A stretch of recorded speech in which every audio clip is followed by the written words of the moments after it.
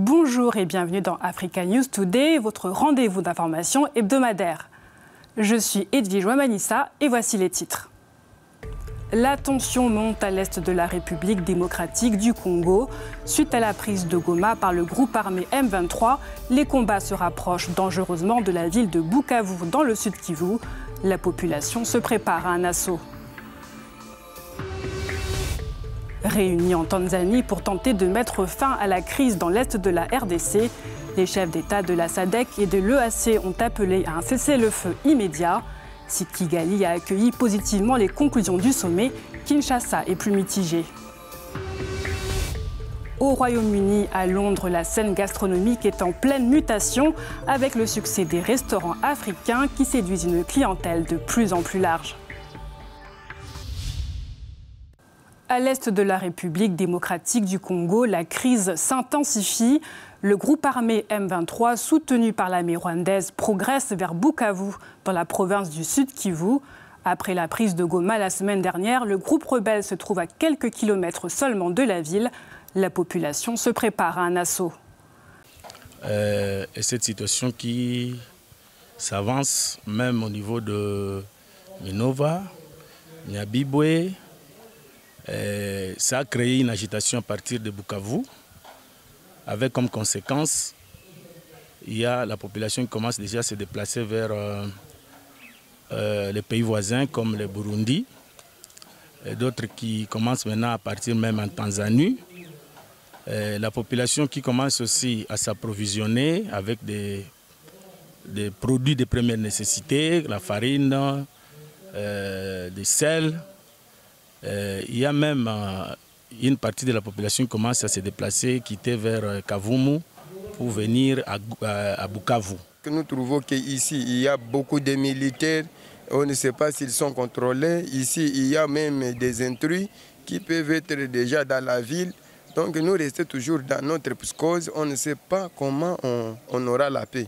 Ici au sud Kivu, dans la ville de Bukavu et dans les différents territoires. On est fatigué de la guerre, on n'arrive pas à dormir. On est fatigué. À chaque fois qu'on voit des camions qui emmènent des soldats, on a peur. On est fatigué. On souffre beaucoup.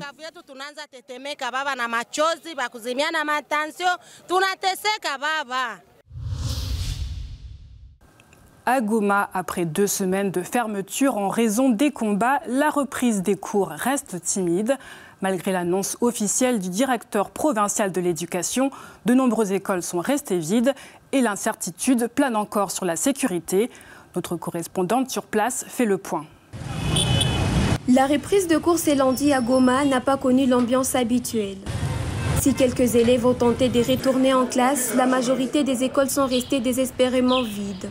On est venu ici à l'école pour étudier, mais au fait, on a trouvé qu'il n'y a pas un bon nombre d'effectifs d'élèves qui sont venus encore étudier parce qu'ils ont peur qu'à l'école, il y a ceci et cela. Tout le monde a peur. Mais... Malgré l'appel du M23 à la reprise de cours, l'incertitude persiste. Dans la cour de cette école, le silence est assourdissant. Le pupitre sont vides et les enseignants se retrouvent seuls, sans élèves. Les enseignants sont presque tous présents, mais les élèves deviennent trop peu nombreux. Sur 1000 élèves, nous venons d'enregistrer seulement 20. Alors ça devient difficile pour nous de commencer les activités avec 20 élèves sur 1000. Des enseignants désemparés vivent un climat d'incertitude et se questionnent sur leur prise en charge. Nous, enseignants, nous touchons notre salaire au niveau de la banque. Voilà, ce mois de janvier vient de s'écouler, nous n'avons pas touché notre salaire.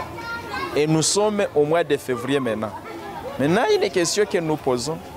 Est-ce que c'est le gouvernement de Kinshasa qui va nous payer ou ce sont les autorités établies au niveau de la ville qui vont nous payer? La ville de Goma, tombée aux mains de rebelles du M23 le 27 janvier dernier, a été le théâtre d'affrontements violents entre l'armée congolaise et les rebelles du M23 soutenus par l'armée rwandaise.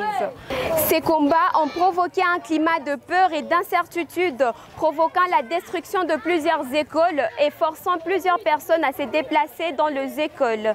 Une autre situation qui complique la reprise normale des activités. Goma, Malaika Élysée, Africa News. Lors du sommet conjoint entre l'EAC, la Communauté d'Afrique de l'Est et la SADC, Communauté de développement de l'Afrique australe, les dirigeants ont appelé à un cessez-le-feu immédiat dans l'Est de la RDC. Un appel bien accueilli par Kigali qui se félicite de l'appel aux négociations. A l'inverse, Kinshasa pointe des conclusions jugées trop prudentes sur l'implication directe du Rwanda dans le conflit.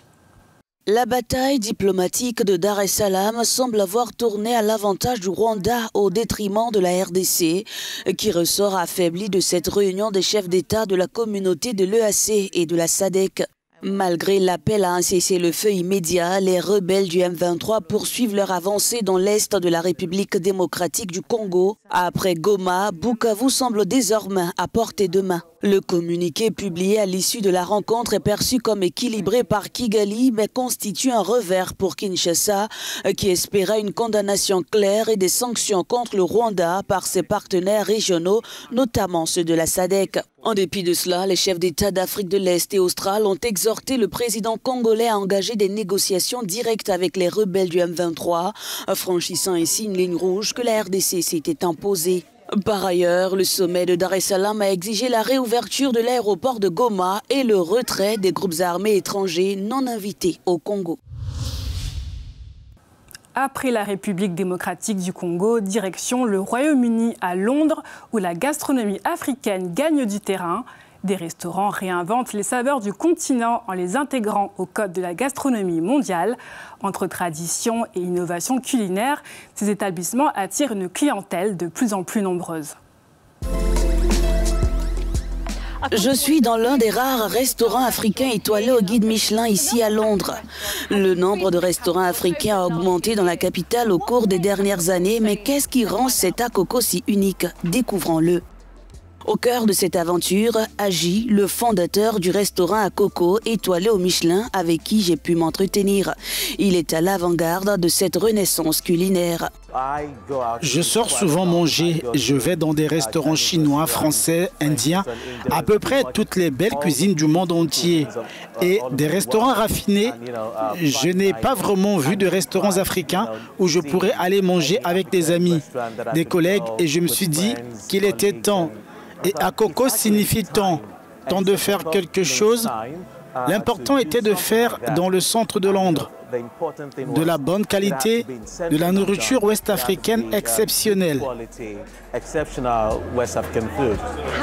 Comment avez-vous trouvé l'équilibre entre les ingrédients africains traditionnels et les techniques de la gastronomie occidentale?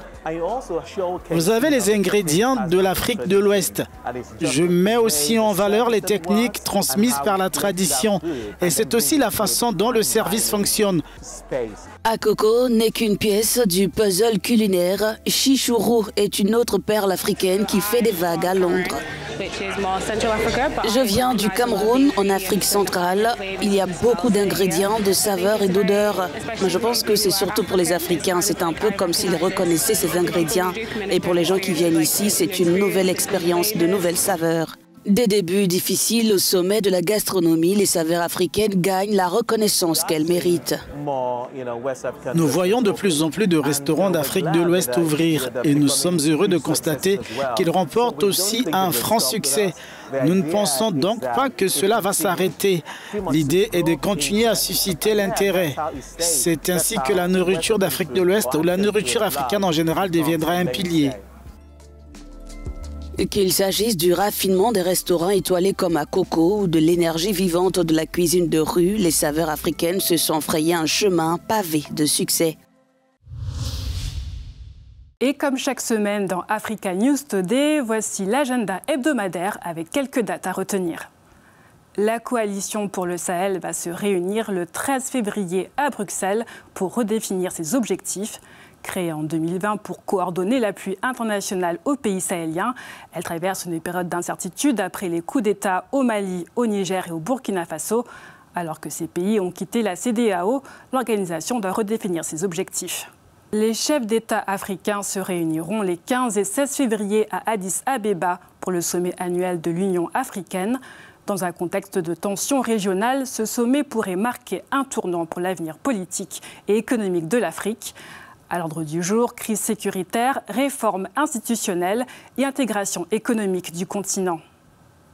Du 19 au 21 février, Cape Town accueillera un sommet dédié à l'économie verte en Afrique.